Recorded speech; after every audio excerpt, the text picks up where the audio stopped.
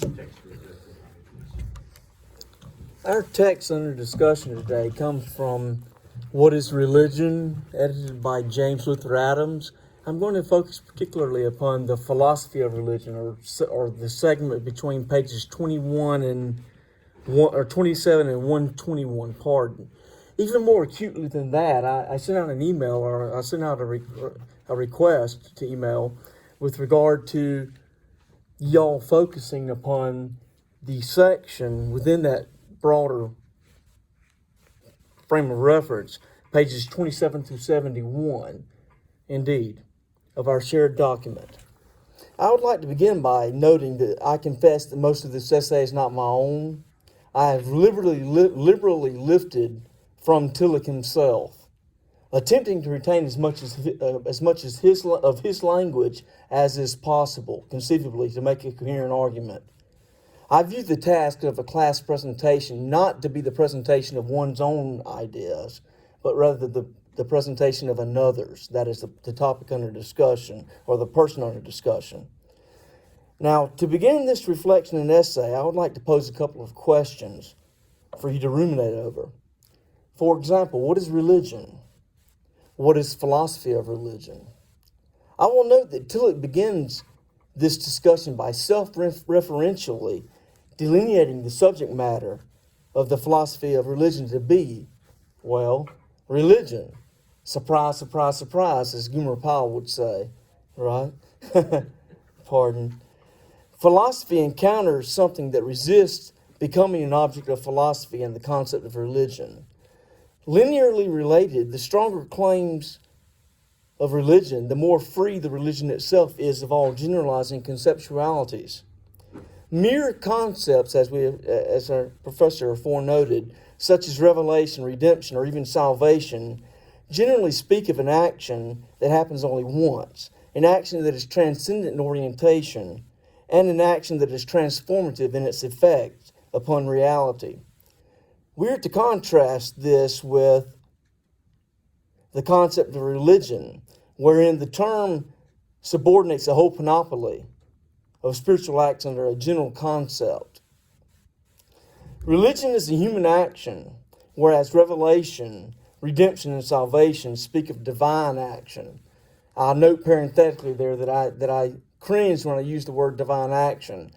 I did that only to retain the Tillichian force of what he said. This is because I literally detest the concept of divine action. I think it's a losing game for us theologians, and I prefer what I've termed in my own dissertation, the idea of divine involvement or even divine activity over and above divine action. That being said, that's just a small quibble that I have here. As such, however, revelation, redemption, and salvation refer to singular, exclusive, and self-sufficient happenings, whereas religion refers to relative occurrences, ones that recur and are not exclusive. Again, revelation, redemption, and even salvation all speak of the entrance of a new reality into the life of a human subject, whereas religion speaks of a given reality of life regarding the human subject. So then, religion speaks of culture, whereas revelation, redemption, and even salvation lie beyond culture. It is for this reason, and this reason alone, that religion perceives an assault upon its inmost essence when it is called religion, quote unquote. Thus, philosophy of religion is in a peculiar position in light of Tillich's concept of religion, that is ultimate concern. Indeed, either philosophy of religion eliminates the object it wishes to explore, or it must declare itself null and void. After all, if it does not recognize religion's claims to revelation, for example, then it misses its object and does not speak of genuine religion. But if it acknowledges the claim to revelation, then it becomes theology, as we heard earlier with reference to Barth, which is nothing more than the science of revelation, so to speak. Tillich strongly avers that philosophy of religion can follow neither of the aforenoted paths. The first path, that of eliminating the object it wishes to explore, leads it astray from its goal. The second path that just mentioned, that of declaring itself null and void, leads to not only the dissolution of philosophy of religion, but also of philosophy itself. Revelation, Tillich asserts, claims to extend itself to all disciplines of philosophy, and philosophy has no weapon against it, that is, with which to resist that claim, or this claim, regardless. Indeed, if revelation is the breakthrough of the unconditional into the conditioned, it cannot be made into something that merely maintains its status as one sphere amongst others. That is, religion alongside of culture, for example. Rather, revelation must consider the truth it proclaims as the foundation of all knowledge, and as such, it must thereby set up a theology knowledge in place of philosophy of religion.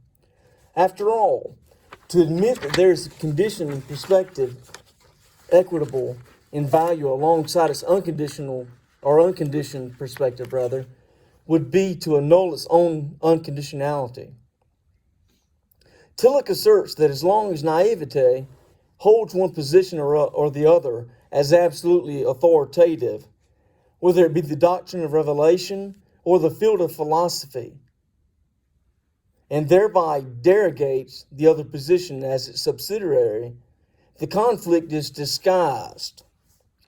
However, once this naivete is shattered, only the synthetic solution remains. That is the manner of overcoming the antithesis, which, when applied, will overcome the seeming duality of the doctrine of revelation and the field of philosophy, thus making the two one. Tillich stipulates that this synthetic solution is the task of the philosophy of religion. Tillich contends, moreover, that the method of philosophy of religion is identical with the method of the normative cultural sciences in general. It employs for its normative construction the materials provided by the history of religions, the psychology of religion, and the sociology of religion, but it is not identical to any of these disciplines. Tillich postulates that any presentation of the cultural sciences contain, in fact, three elements: a philosophy, a cultural history, and a systematics. Pointedly, in philosophy, the particular sphere of meaning and its categories are articulated. In cultural history, the material that the empirical sciences present is systematically understood and arranged. In systematics, the concrete normative system is presented on the basis of the philosophical conception of the essence of the particular matter in hand, and on the basis of the historical method or the historical material understood in the light of cultural historical construction. That's a dense sentence. Let me break that up a little bit better. Pardon. Yeah, I got into a run-on love campaign there, run-on sentences. But regardless, Tillich postulates that any presentation of the cultural sciences contain three elements. First, a philosophy. Second, a cultural history. And third, a systematics. He mentions firstly that in philosophy, the particular sphere of meaning and its categories are articulated.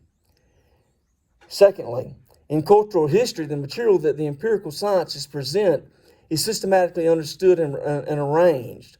And then thirdly, in systematics, the concrete normative system is presented on the basis of the philosophical conception of the essence of the particular matter at hand, and on the basis of the historical method or the historical material understood in the light of the historical or the critical or the cultural historical construction. Pardon. I'm not sure if that was any better or not. Every genuine cultural science, consciously or unconsciously, proceeds in this threefold way. That is, as a philosophy, as a cultural history, and as a systematics. Having set forth the above contentions, Tillich then claims provisionally that the task of the philosophy of religion and its relation then Tillich claims provisionally the task of philosophy of religion and its relation to theology. He notes that the philosophy of religion is the theory of the religious function and its categories. Theology is the normative and systematic presentation of concrete realizations of the concept of religion. The cultural history of religion acts as a proverbial bridge between philosophy of religion and theology, for it grasps the individual realization of the concept of religion in history. As such, theology and philosophy of religion are two elements of a single normative cultural science of religion. That is, they belong inseparably together and are in continual interaction with each other and with the cultural history of religion. Every theology, in fact, is dependent upon the presupposition of a concept of the essence of religion, while every philosophy of religion is dependent upon a concept of the norm of religion. And both are dependent upon the comprehension of the cultural historical method. Tillich's synthesis, if you may call it such, can only be attained if the normative science of religion is in some sense a normative cultural science in general, and only if religion is presented not as one function alongside the others, but rather as an attitude in all the other functions. That is, the concept of religion must itself show in what sense this is the case. Tillich asserts that the method of philosophy is identical with the method of the normative Geistwissenschaft. Is that permissible? It is. Geistwissenschaft. Very well. In general. Sorry. No, it's like I feel all the time, you know. Perfect. You shall dissect this notion in a moment. Very well. However, since no agreement obtains concerning this method, and since as a consequence of the individual character of the cultural sciences, such agreement can only be obtained in a very limited way, it is therefore necessary that every cultural scientific investigation make clear its methodological principles. This is especially true for philosophy of religion, because alongside the general methodological problems of cultural science, special problems must be taken into account which proceed from the individual character of the subject matter. All of the methods in philosophy of religion which come to it from the science of religion or from theology and metaphysics are heterogeneous. That is, the empirical, the supernatural, and the speculative methods are of this character. Philosophy is the science of the functions of meaning and their categories. It is the first basic element of every normative cultural science. For upon it, the cultural history and also the systematic theory of norms are constructed.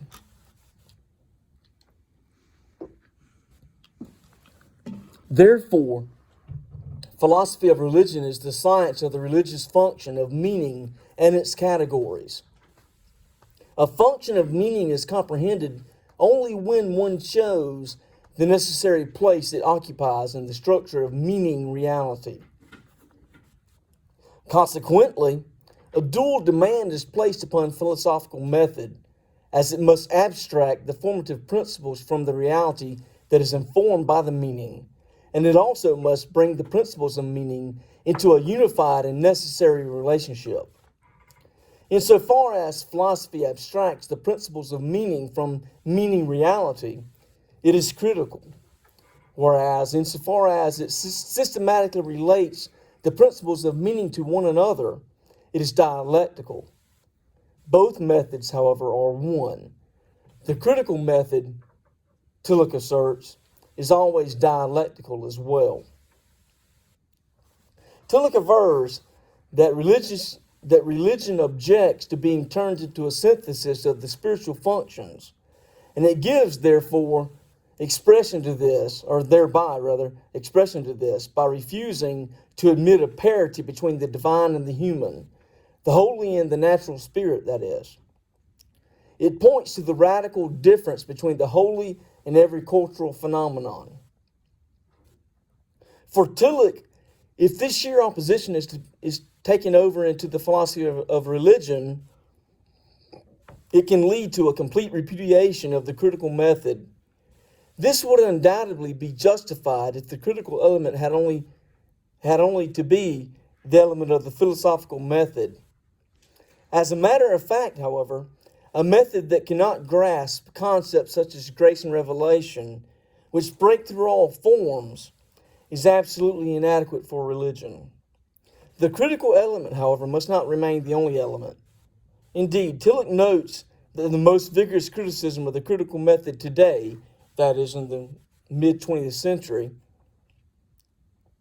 comes from phenomenology. Actually, the early 20th century, pardon, this is 1925, 1926, is that right? Written out, combined in 1925. 1925, gotcha. Comes from phenomenology. But phenomenology has no organ for apprehending the uniquely creative character of the historical event. Thus, as for example in philosophy of religion, it would have to establish an essence of religion that transcends all empirical religion and yet that possesses content. This essence either bears the features of one particular religion, as is evident in the actual application of the method, or it constructs a new, idealistic religion.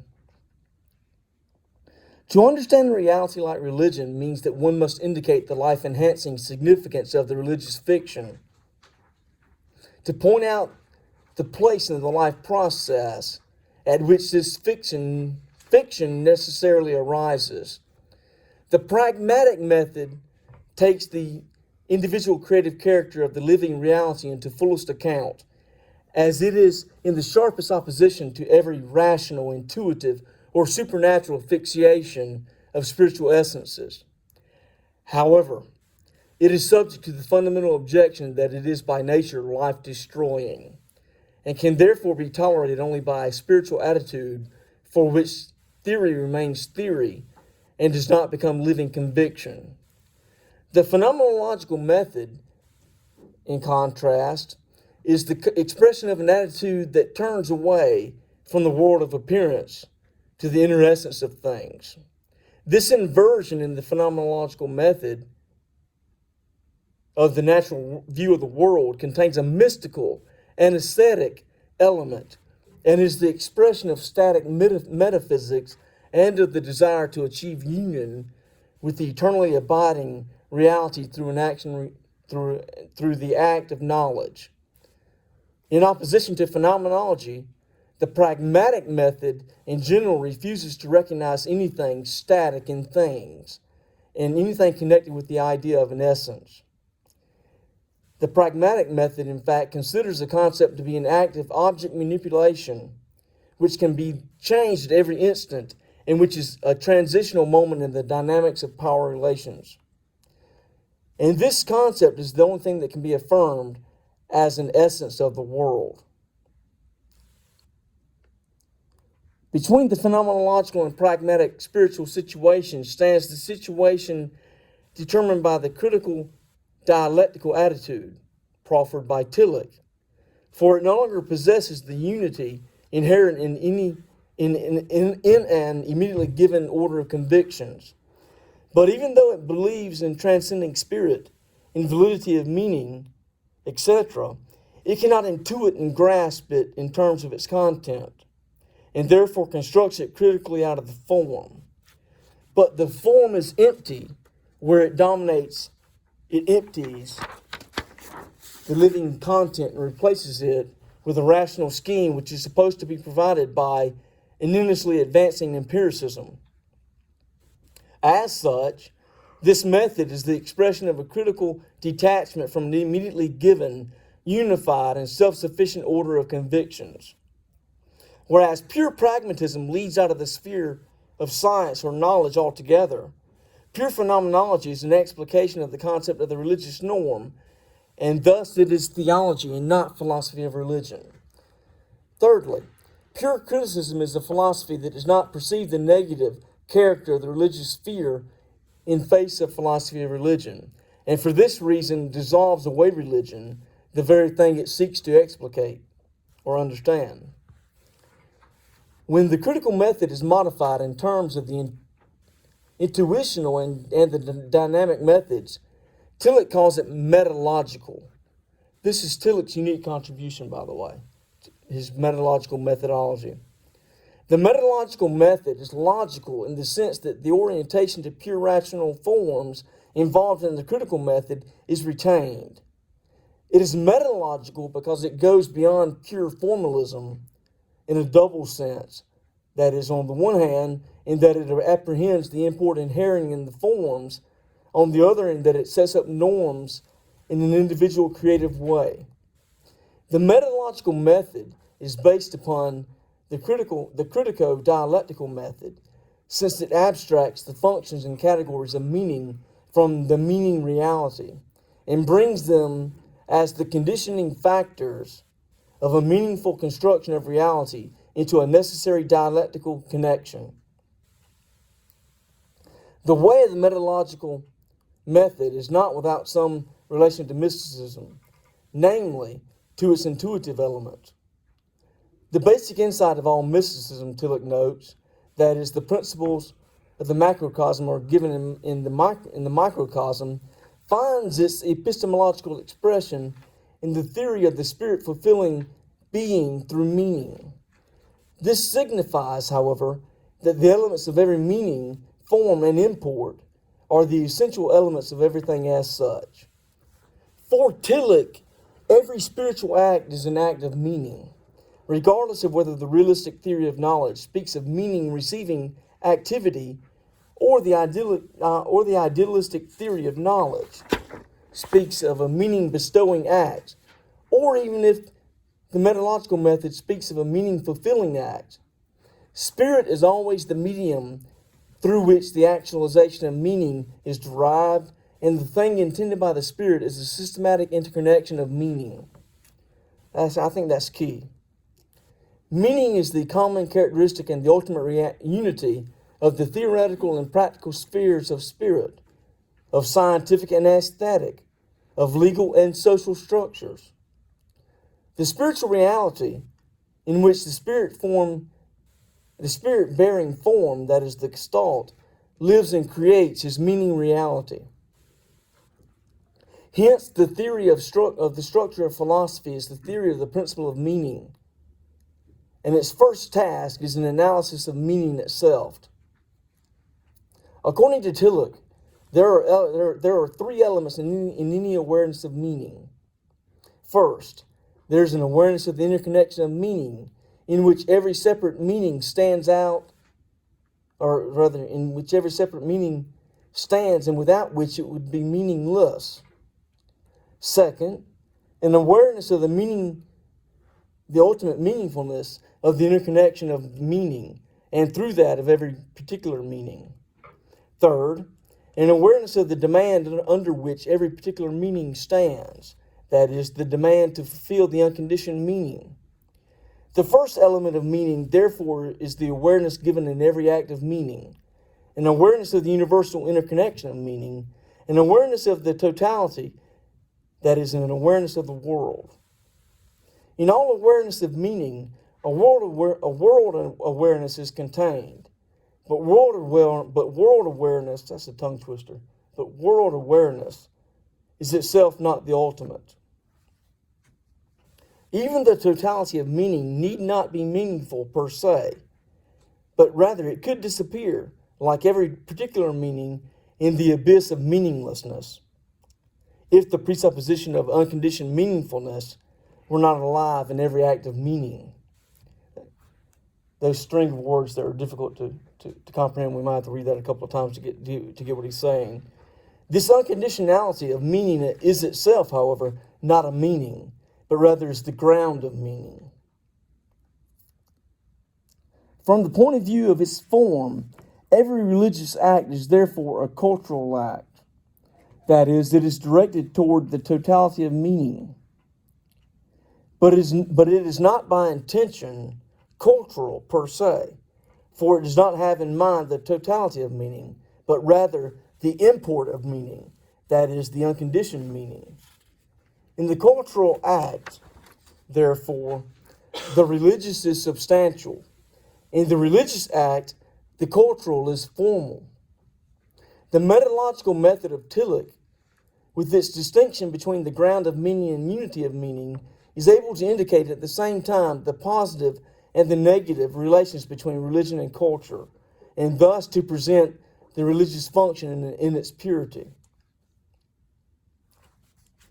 A real meaning fulfillment is one in which bestowal of meaning takes place in the sphere of individual reality bound to nature. That is, it is an ideal fulfillment, or one in which the giving of meaning involves no transformation in the material sphere, but rather a fulfillment of the existent thing in its immediate formation. The first, however, is possible only in the spiritual personality. The second only by means of that spiritual personality. Thus, personality is the place of meaning fulfillment, both real and ideal.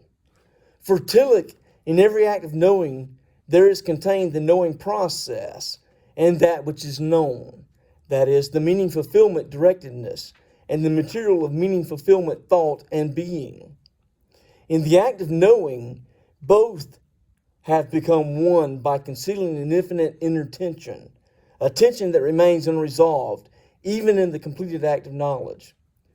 Corresponding to the universal apprehension of the religious within the very nature of meaning itself, it has become evident that religion is immanent in all the functions of meaning, theoretical as well as practical. I think that's an important statement. It belongs to the nature of the methodological method to break through every such subjectivity, and in the philosophy of religion to resolve the problem of reality. The analysis of the essence of the religious, according to the methodological method, requires no supplementation by a proof of the truth of religion. On the contrary, it contains within itself the solution of the problem of reality for all spheres of meaning. Religion is directedness of the spirit toward the unconditioned meaning. Religion, therefore, is not one meaning function alongside others. This follows immediately from its character as directedness toward the unconditioned, or the unconditional. That which is the basis of all functions of meaning cannot itself be one of those functions. Rather, the relation is such that the meaning functions come to fulfillment in meaning only in relatedness to the unconditioned meaning, and that, therefore, the religious intention is the presupposition for successful meaning fulfillment in all realities, in all functions. According to Tillich, it has become customary to subdivide the philosophy of religion into a double question concerning the nature and the truth of religion. When this occurs, however, according to him, the method of the philosophy of religion has not yet been perfected. The distinction between the question as to the nature and the question as to the truth of religion depends upon a combination of empirical and speculative methods. First, the nature of religion is established empirically, and then its truth is established speculatively. One would naturally presume that would be inverted of each other, but nevertheless, I follow Tillich here in stating that. This implies, however, on the one hand, that the conception of religion as an act which would be equally possible whether or not its object existed or not.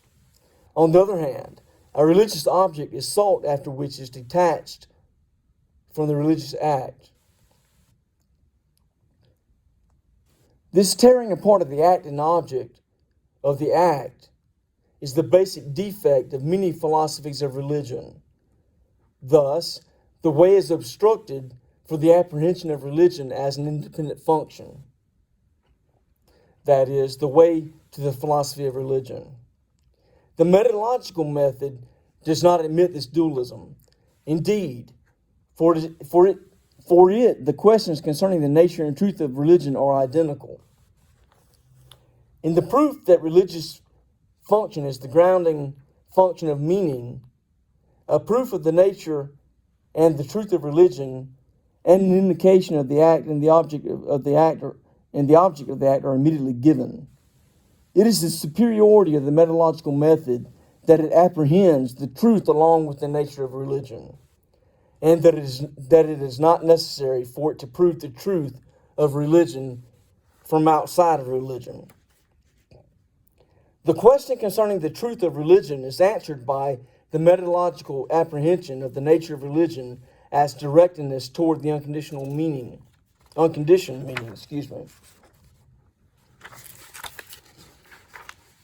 Hence ends my presentation of Tillich's roughly 50 pages of his text. Would you like to now move on to questions for discussions, or? Well, perhaps we have first a round of questions, if there are questions, and then to look at some of the questions you have. Because in this case, we all have looked at them already, so I don't think you have to read them. Okay. Perfect. Okay. So, questions and comments to the presentation now, not to Tillich necessarily.